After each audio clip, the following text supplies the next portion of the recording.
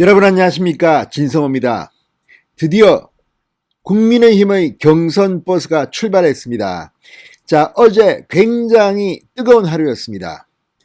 원래 어제 국민의힘의 대통령 예비후보들은 모두 서약식을 하도록 되어 있었습니다. 공정 경쟁을 하겠다는 겁니다. 그런데 홍준표, 유승민 나타나지 않았습니다. 하태경, 안상수도 역시 마찬가지입니다. 자, 이런 이유는 바로 경선 룰 때문이었습니다. 서병수 경선준비위원회가 만들었던 안이 있는데 그걸 갖다가 새로 정홍원 전 총리가 선거관리위원장을 오면서 고친다는 주장입니다. 그러나 그건 어불성설입니다. 원래 경선 룰은 선거관리위원회가 만드는 겁니다. 국민의힘 당헌 단계에 나와 있습니다. 권한도 없는 서병수 경선준비위원회가 왜 이걸 만졌는지 모르겠습니다. 여기에 이준석 대표의 음모론도 있습니다. 그러나 지금 이준석은 코너에 몰려 있습니다. 부친의 농지법 위반 의혹에다가 윤석열과의 갈등 등으로 지금 코너에 몰리자 정홍원 카드를 내밀었고 정홍원 카드를 전적으로 밀기 시작했습니다. 어제 홍준표, 유승민 등이 반발하면서 정홍원에게 사퇴하라, 입에 담기 어려운 모욕을 주자 정홍원 위원장 사의를 표명했습니다. 이준석이 말리고 난리가 났습니다. 결국 사의를 번복하고 정홍원은 선관위원들과 함께 회의를 시작했습니다. 어제 오후 4시쯤 시작된 회의는 7시간 정도 마라톤 회의를 한 끝에 결국 만장일치로 절충안 중재안을 통과시켰습니다. 자, 상당한 신의 한 수입니다. 정홍원의 뚝심이 통한 것 같습니다. 굉장히 뜨거운 토론. 지금 선거관리위원회 구성을 보면 사실은 윤석열에게는 좀 불리할지도 모릅니다. 여의도 연구원장 지상욱 이런 사람들은 결국 유승민 사람 아닙니까? 자, 그런데 그 뜨거운 토론 끝에 만든 안, 이건 정말 신의 한 수밖에 할 수 없습니다. 자, 일단 역선택 방지 조항은 넣지 않습니다. 그렇지만 가장 중요한 최종 본선에는 경선 룰이 이렇습니다. 1대1로 가상 대결을 붙여서 경쟁력, 본선 경쟁력을 본다는 겁니다. 이게 여론조사입니다. 자, 이렇게 되면 가장 유리한 사람은 윤석열이 될 가능성이 높습니다. 지금 이재명과 윤석열 중 누구를 찍겠느냐? 윤석열을 찍겠다. 어제도 나왔던 여론조사 왔다 갔다 하지만 대부분 가장 경쟁력이 센 사람은 윤석열입니다. 반면 홍준표는 이렇게 1대1로 물어보면 윤석열에 비해서 크게 떨어집니다. 자, 역기능 방지조항은 넣지 않았지만 그에 상당한 효과가 내는 그런 안을 만들었습니다. 또 1차 컷오프에서 100% 여론조사가 아니라 20% 당원조사를 넣기로 했습니다. 이게 왜 그렇겠습니까? 만약에 1차 조사에서 일반 국민 여론조사만 하면 또 민주당 지지자들이 홍준표를 찍고 하면 홍준표 야, 내가 말이야 이렇게 높게 나왔으니까 1차에서 봤지, 내가 본선 간다, 이럴까봐 20%를 넣은 게 아닌가 싶습니다. 아무튼 만장일치 통과시켰습니다. 그런데 각 후보들의 반응도 재밌었습니다.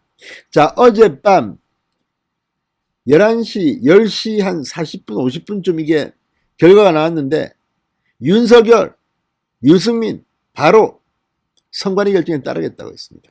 그런데 어젯밤 기사에는 홍준표 이야기가 안 나왔습니다. 오늘 오전에야 홍준표 측은 입장을 냈습니다. 안 받아들일 도리가 없습니다. 안 그래도 유승민, 홍준표 서약식에도 참석하지 않고 깽판을 쳤다는 지금 비판을 듣고 있습니다. 정말 깽판입니다.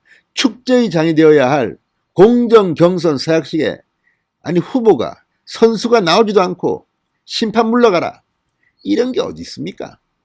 게다가 이준석 대표가 윤석열하고 친합니까? 솔직히 윤석열 몰아내려 한다는 의혹을 받고 있고, 윤석열이 대통령 되면 지구를 떠나겠다는 사람 아닙니까? 유승민을 대통령 만들겠다는 사람이 이준석인데 그 이준석이 임명한 사람이, 지명한 사람이 정홍원입니다.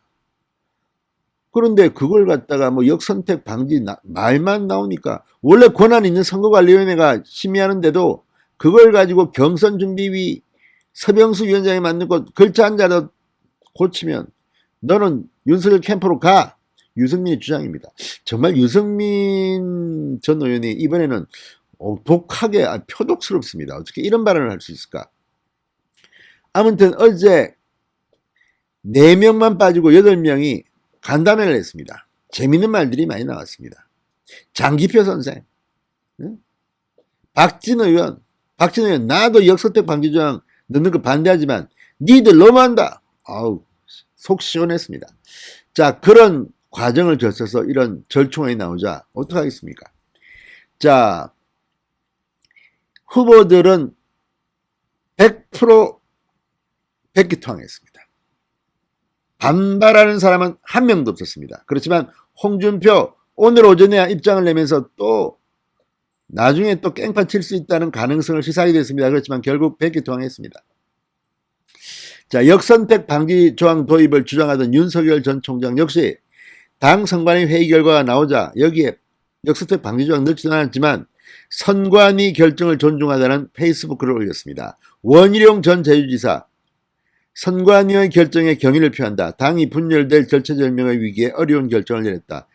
원희룡은 6일날 입장을 냈습니다. 좀 늦게 냈습니다.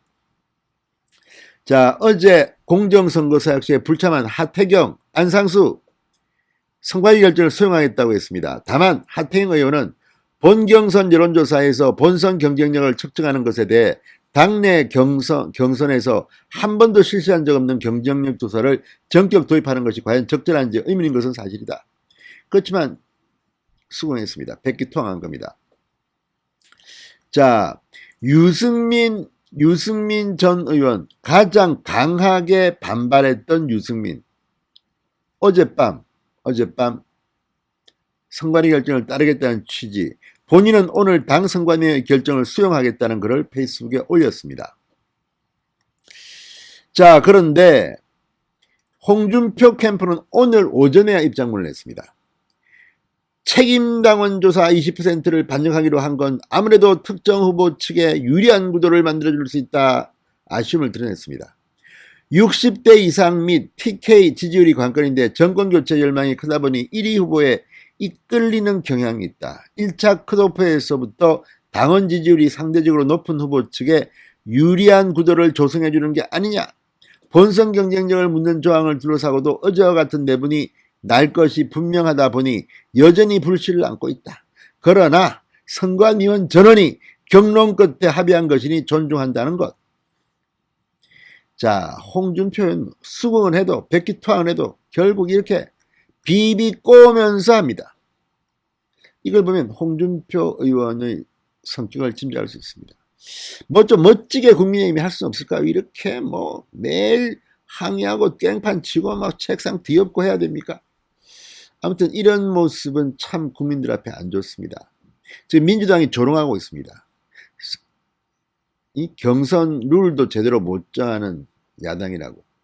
아무튼 그럼에도 불구하고 정홍원의 뚝심이 성공했습니다. 어제 사의를 표명하면서까지 강력하게 밀고 나가서 결국 중재안을 냈습니다. 자, 손해본 사람들은 많습니다. 윤석열도 손해보고 다 손해봅니다. 그렇지만 선관위 뜻에 다 존중하겠다고 했습니다. 그런데 재밌는 것은 이 역선택 방지 조항을 가장 강하게 주장했고 사실 본선 경쟁력 1대1로 대결하는 이런 설문을 하자고 먼저 제안했던 사람이 최재형 전 감사원장이었는데 오늘 기사에는 최재형 이름이 잘 나오지가 않습니다. 점점 더 최재형 전 감사원장은 가능성이 없어져 가는 것은 아니까 좀 걱정이 됩니다. 진성호의 직설이었습니다. 여러분 감사합니다.